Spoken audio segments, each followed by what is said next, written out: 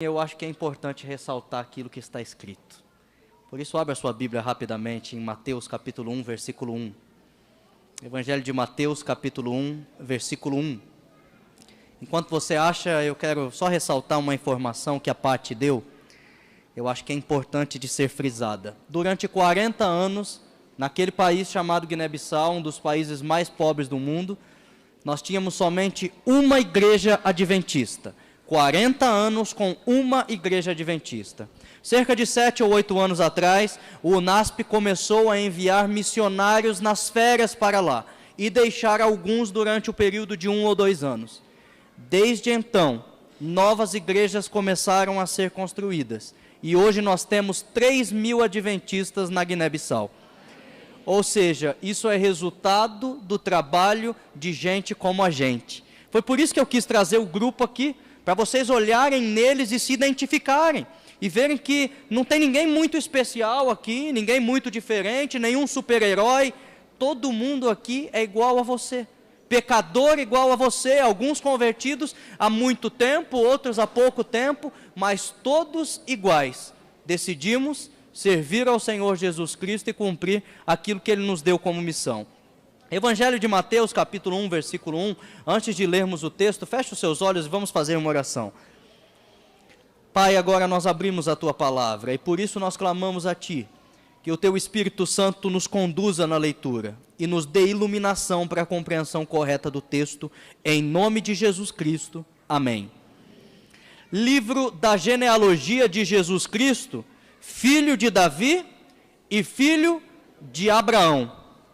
Para Mateus era importantíssimo dizer que Jesus Cristo era filho de Abraão, porque Mateus escrevia aos filhos de Abraão, aos judeus. O público-alvo do livro de Mateus eram os próprios judeus, e Mateus fez questão de logo no primeiro versículo ressaltar isso. E isso é importante, queridos, porque quando um judeu ouve falar de Abraão, vem logo uma promessa feita por Deus a Abraão e aos seus descendentes na mente de qualquer judeu. Qual que é essa promessa, irmãos? Eu esperava que os irmãos explorassem um pouco melhor a promessa. O irmão foi direto no ponto aqui. Em ti serão benditas todas as famílias. A verdade é que um dia Abraão foi chamado por Deus a deixar a sua terra, a sua parentela e a ir para uma terra que ele não conhecia. E quando ele saiu, Deus ainda fez a ele uma outra promessa. Abraão, de ti eu vou fazer uma grande nação. E mais do que isso, Abraão, por causa de você, em você, todas as famílias da terra serão abençoadas. Essa promessa de Abraão, feita a Abraão por Deus, ela vem à mente de todo judeu quando o judeu ouve falar de Abraão. Quer dizer que quando aquele judeu que ouviu falar de um certo Jesus Cristo, que havia operado milagres e morrido crucificado, começou a ler o Evangelho de Mateus, ele logo se deparou com Abraão. Genealogia de Jesus Cristo, filho de Davi, filho de Abraão. E logo o judeu pensou, esse é parte da descendência abençoada, e esse é parte da descendência que também tem por promessa abençoar todas as famílias da terra. Esse contexto é importante, logo no primeiro versículo de Mateus, para nós entendermos os últimos versículos de Mateus. Vamos agora a Mateus capítulo 28, onde nós vamos ler e estudar 3 versículos. Mateus capítulo 28, do verso 18 ao verso 20.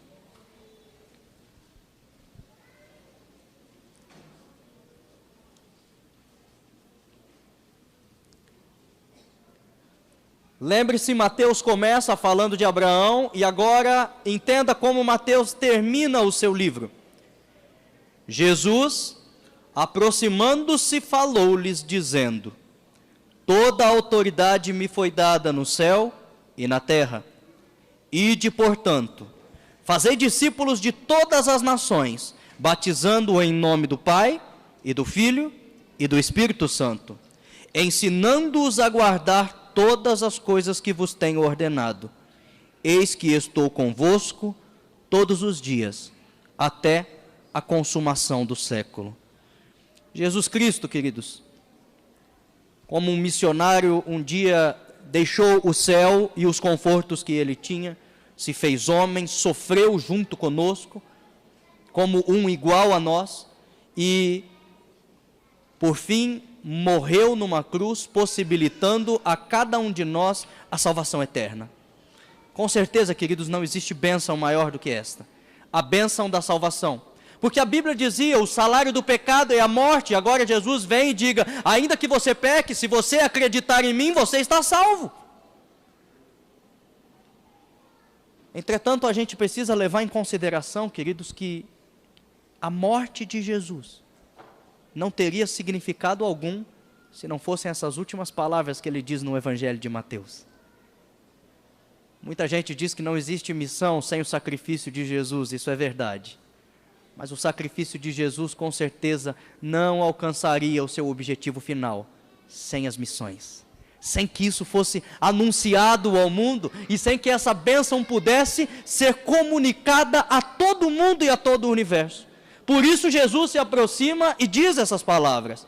Mas eu gostaria de fazer uma análise desse texto nessa manhã com vocês, a partir de 7 perguntas rápidas, 7 perguntas óbvias que esse texto responde.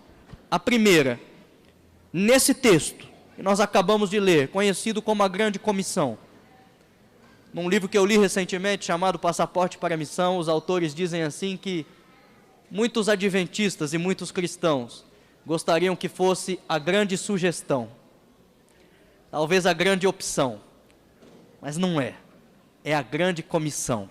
Jesus deu essa missão ao seu povo. Primeira pergunta: quem envia? Nesse texto que nós acabamos de ler da grande comissão, quem é a pessoa que envia? Logicamente não é o Cristo que estava humilhado naquele momento diante dos soldados, não é o Cristo que foi cuspido e crucificado. Aquele Cristo que está agora enviando essa missão é o Cristo ressuscitado, o Cristo vencedor, que já havia ascendido aos céus e dito ao Pai: Pai, agora o planeta Terra é nosso de novo. Eu fui, eu venci, eu paguei e comprei-os com o meu preço, agora eles são meus. É com essa autoridade de vencedor, é com essa autoridade de quem comprou a todos os seres humanos com o seu sangue, que Jesus Cristo envia. O Jesus Cristo ressuscitado é quem envia. Tem gente que às vezes pensa que é a igreja que envia um missionário. Tem gente que às vezes pensa que é o UNASP que envia um missionário. Tem gente que às vezes pensa que é a associação, ou às vezes fica esperando que a associação envie missionários. Não é a associação que envia missionários, queridos. É Jesus que envia.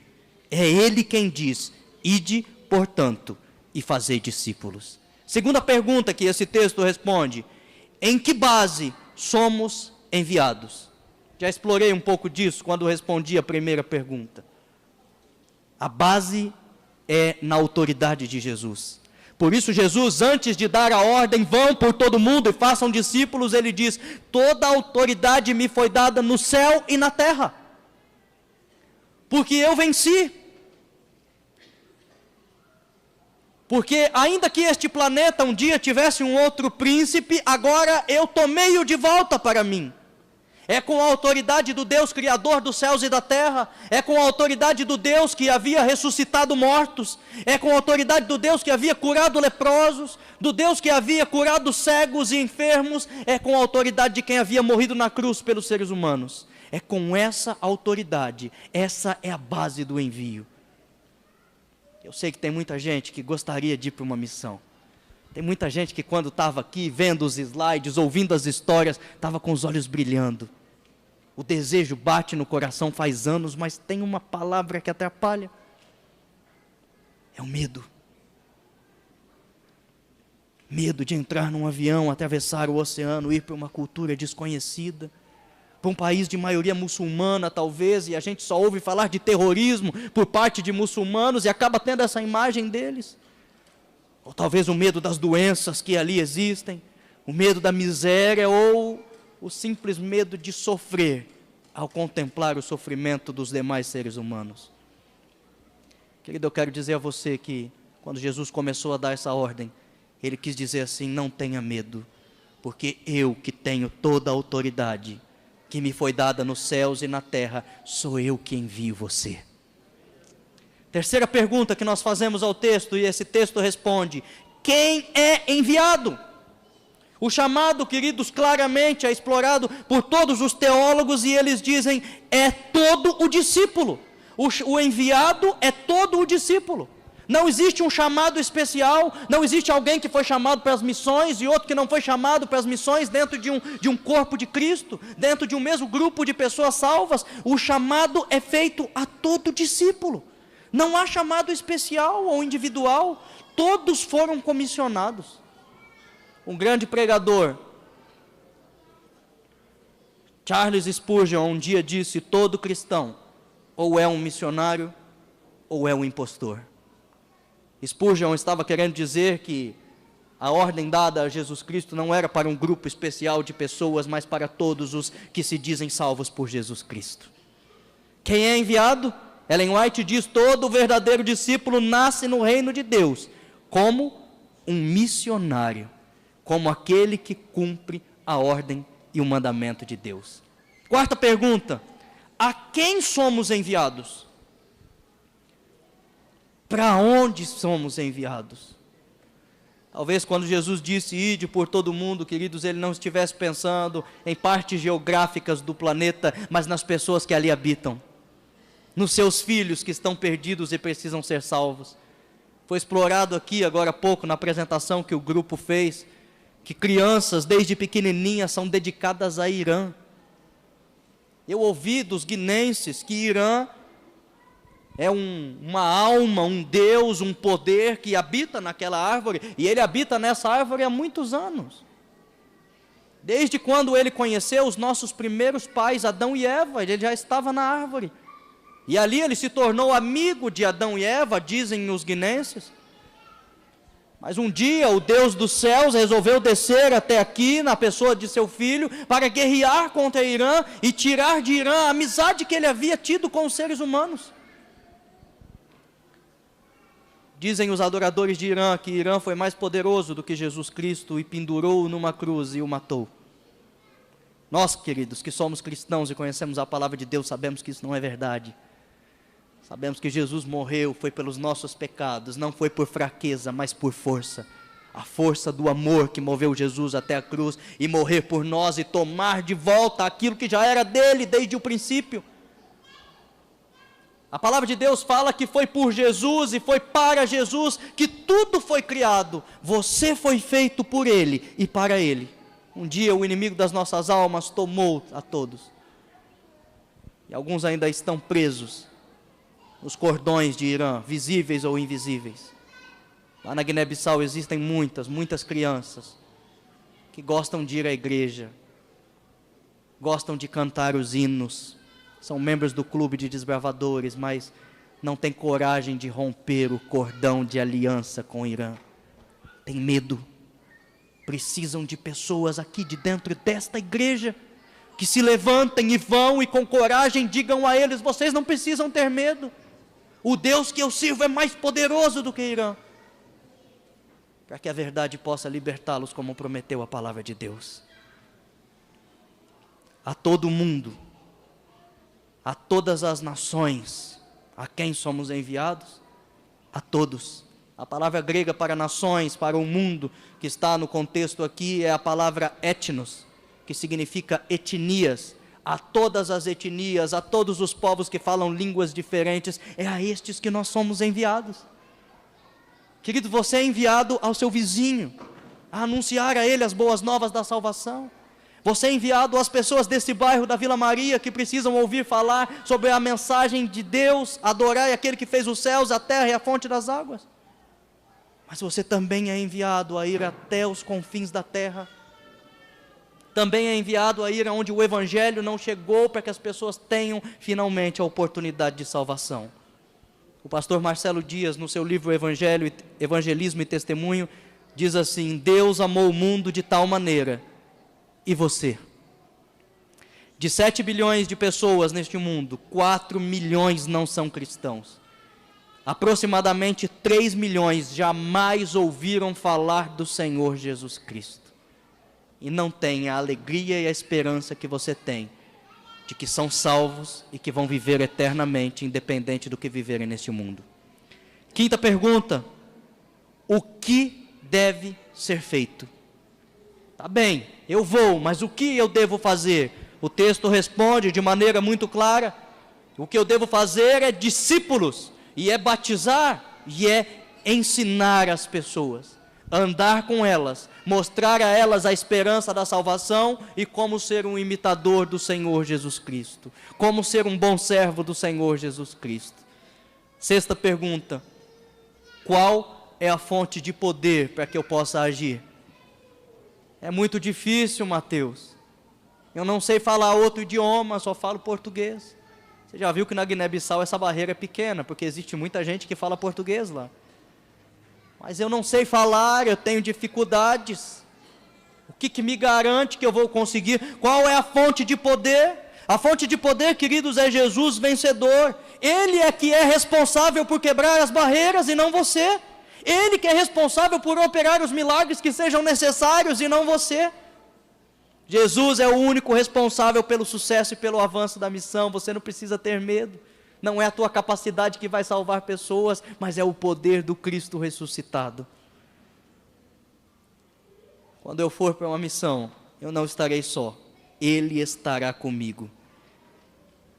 E se você prestar atenção no que dizem os evangelhos, a promessa de Jesus de estar conosco para sempre só se dá no contexto da missão. Ide por todo o mundo, e eu estarei convosco até a consumação dos séculos. Sétima e última pergunta: qual a duração dessa missão? Quando Jesus disse essas palavras aos discípulos, ele deu o start. Ele disse: olha, eu morri, agora vocês foram abençoados e todas as famílias da terra precisam ser abençoadas, como eu prometi a Abraão. Para isso vocês precisam ir. Jesus deu o start há cerca de 2000 anos atrás. Tudo começou ali. Mas quando vai acabar? O final do verso 20 diz assim: eis que estou convosco todos os dias, até a consumação do século. O que será que significam essas palavras de Jesus? A consumação do século. Tudo bem, já entendi, a missão começa quando Jesus manda ir, mas até quando ela vai? Talvez seria melhor nós voltarmos 4 capítulos, Mateus capítulo 24. O verso 3. Jesus estava conversando com os discípulos no Monte das Oliveiras, diz assim o texto: no Monte das Oliveiras, achava-se Jesus assentado quando se aproximaram dele os discípulos, em particular, e lhe pediram: dize-nos quando sucederão essas coisas. Preste atenção nessa pergunta: e que sinal haverá da tua vinda e da consumação do século? Queridos, veja que claramente os discípulos estão pedindo que Jesus afunilhe as coisas. Senhor, quando se sucederão estas coisas e qual é o sinal? De maneira singular eles pedem a Jesus um sinal. Senhor, qual é o sinal da sua vinda e da consumação dos séculos? A gente vai dar estudo bíblico às vezes e se perde nas coisas que Jesus falou antes do sinal. Elas são importantes, mas não é a resposta de Jesus. Preste atenção no texto. Jesus diz assim: olha, vão acontecer guerras, vai acontecer fome, miséria, terremotos, mas esse ainda não é o sinal, é só o princípio das dores. Nesse tempo muitos vão se escandalizar, eu estou no verso 10, trair, odiar uns aos outros, levantar-se-ão muitos falsos profetas e enganarão a muitos, e por se multiplicar a iniquidade, o amor se esfriará de quase todos. Aquele, porém, que perseverar até o fim, esse será salvo. E agora, no verso 14, Jesus responde à pergunta dos discípulos: Senhor, qual é o sinal para a tua vinda e para a consumação do século? E Jesus responde: e será pregado este evangelho do reino por todo o mundo, para testemunho a todas as nações. Então virá o fim. Está clara a resposta. Qual a duração da missão? Começa quando Jesus dá ordem aos discípulos e nós somos os discípulos. E termina quando Jesus vem nas nuvens celestiais. Sabe, queridos, esse texto de Mateus 24, ele me chama muito a atenção. Porque de um tempo para cá, quando eu comecei a estudá-lo, eu comecei a entender que a volta do Senhor Jesus Cristo depende muito de mim, como igreja. Porque quando os discípulos pediram a Jesus que ele dissesse qual era o sinal, Jesus devolveu a eles a responsabilidade. Jesus disse: o sinal é a pregação do Evangelho alcançando todo o mundo. E eu vejo gente nas igrejas falando assim: mas Mateus, como que a gente vai conseguir alcançar o mundo todo? A gente não tem poder para isso. Queridos, os historiadores dizem que aqueles 12 homens que receberam de Jesus a ordem, alcançaram todo o mundo civilizado, todo o Império Romano ainda no tempo deles. Sabe por que eles conseguiram alcançar tantas pessoas com tão pouca força? Porque eles faziam isso na autoridade e no poder de Jesus, não no deles. Mateus tem 3 milhões de pessoas que nunca ouviram falar de Jesus. 3 bilhões, como nós vamos conseguir pregar para 3 bilhões para que Jesus possa voltar? Eu creio, queridos, que Jesus está disposto a dar o todo, o mundo todo para a igreja, quando a igreja pedir o mundo todo, quando a igreja se levantar e ir em busca do mundo todo. Ele tem poder para isso, e é isso que Ele quer de nós. Em cada funeral, em cada visita numa UTI, cada notícia de câncer, o grito de desespero da nossa alma é: volta logo, Senhor Jesus. Mas estamos nós fazendo a nossa parte? Já demos nós o sinal que Ele pediu para que Ele possa voltar? Às vezes eu fico imaginando, queridos, Jesus assentado à destra do Pai.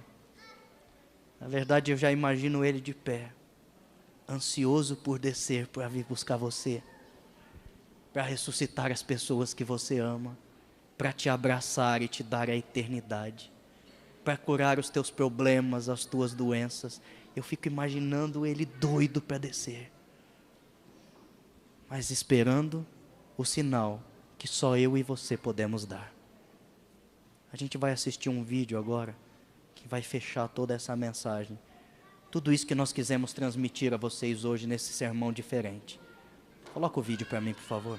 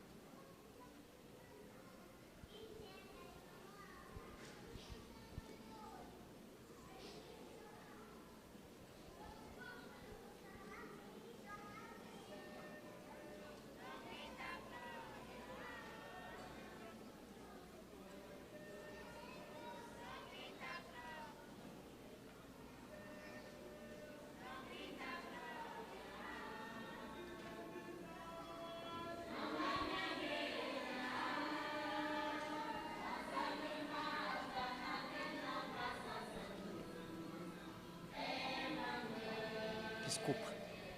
Desci bem na hora que eu vi. Os teus, o CD, certo? Ou não? Você sabe. Mas você deixou preparado lá? Porque isso daí não toca. Então tá bom, vocês estão preparados. Eu avisei lá.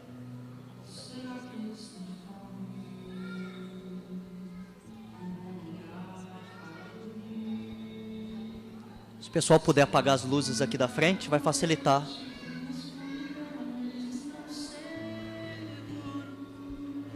Será que contra o frio eles têm proteção? Será que existe um ombro amigo para os consolar? Eu me preocupo se meus filhos estão bem. assim como você está, sentado em minha mesa, comendo com fartura, enquanto o resto da família encontra-se perdida. Será que ouves minha voz? Será que entendes minha dor? Encontre os meus filhos e estenda o meu abraço. Carregue nas cidades meu olhar e eles me reconhecerão. Encontre os meus filhos, conte a eles do meu grande amor. Ensine o caminho de voltar pra casa, o caminho de encontrar a paz. Onde estão os que dizem ser meus passos, meus abraços, meu olhar de compreensão? Onde estão os que se chamam de meu corpo? Será que ouvem minha voz?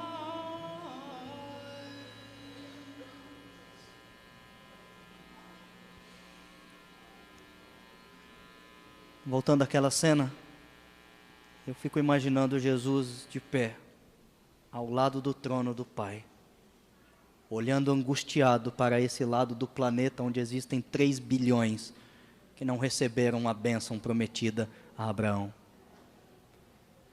E eu fico imaginando Jesus olhando para essa igreja aqui agora, com lágrimas nos olhos e perguntando: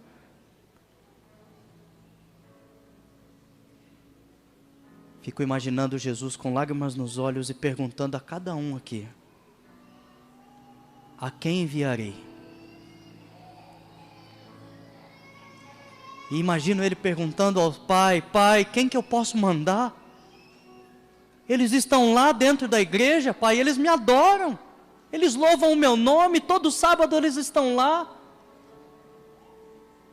mas eles não estão indo, Pai. A quem enviarei? Eu queria perguntar isso para vocês hoje. Queria saber se existe alguém aqui que nessa manhã gostaria de dizer assim para o Senhor: eu vou, Senhor. Se coloque em pé. Se coloque em pé, você que disse eu vou.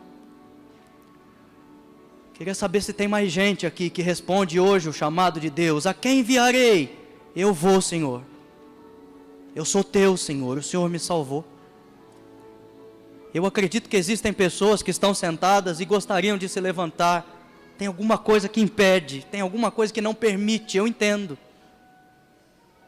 Deus também compreende, eu tenho certeza. Mas de repente você pode ajudar de outra maneira. Pode ajudar alguém financeiramente a ir, pode ser o seu irmão que está ao seu lado e se levantou. Pode enviar medicamentos. Tem mais alguém que gostaria de ajudar dessa forma também? Coloque-se em pé. Responda ao chamado que o Senhor Deus está fazendo a você nessa manhã. Agora todos em pé. Nós vamos louvar ao Senhor Deus, respondendo a Ele a pergunta que Ele nos fez essa manhã: quem enviarei? Cantando o hino Somos Teus.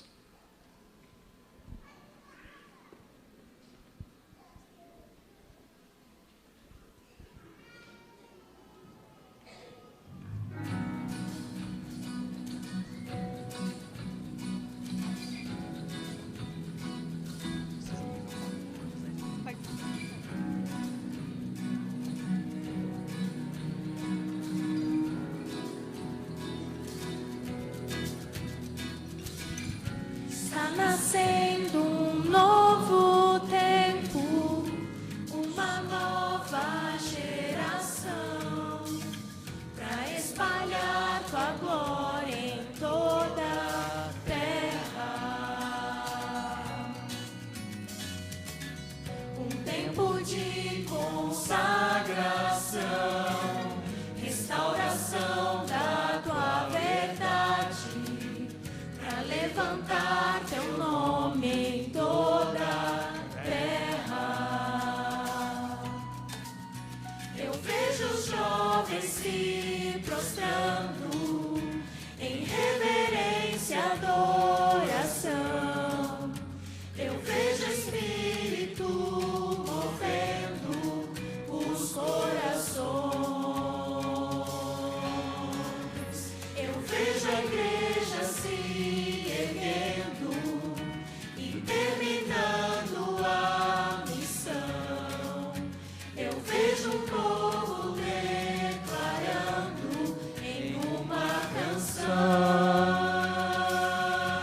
Declare agora com todo o seu coração. Teu Senhor, somos teu Senhor,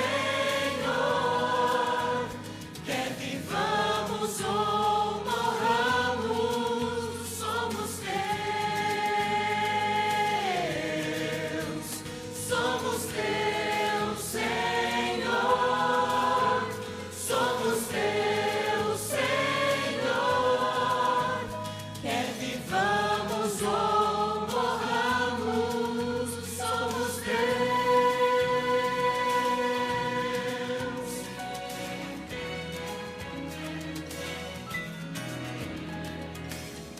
Está nascendo um novo tempo, uma nova geração, para espalhar tua glória em toda a terra. Um tempo de consagração, restauração da tua verdade, para levantar teu nome em toda a terra. Eu vejo os jovens se prostrando em reverência e adoração. Eu vejo o Espírito movendo os corações. Eu vejo a igreja se erguendo, determinando a missão. Eu vejo o povo declarando em uma canção: somos teu Senhor, somos teu Senhor, quer vivamos ou morramos, somos teus, somos teu Senhor, somos teu Senhor, quer vivamos ou morramos, somos teus.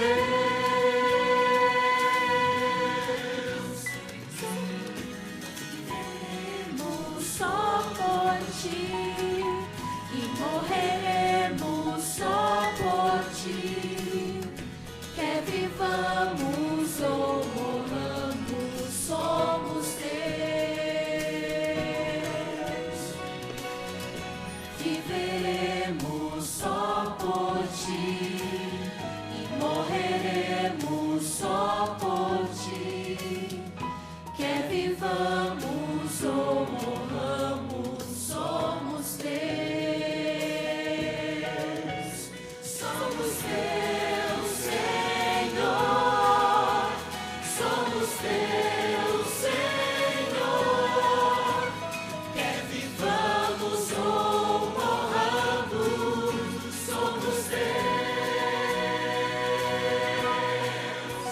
Somos teu Senhor, somos teu Senhor, quer vivamos ou morramos, somos teus.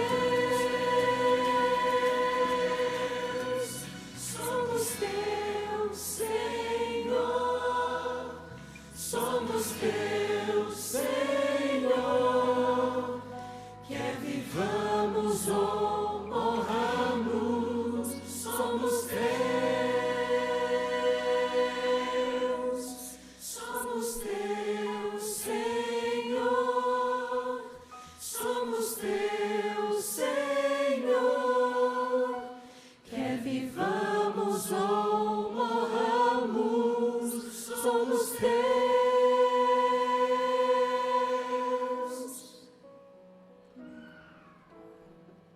Feche os seus olhos.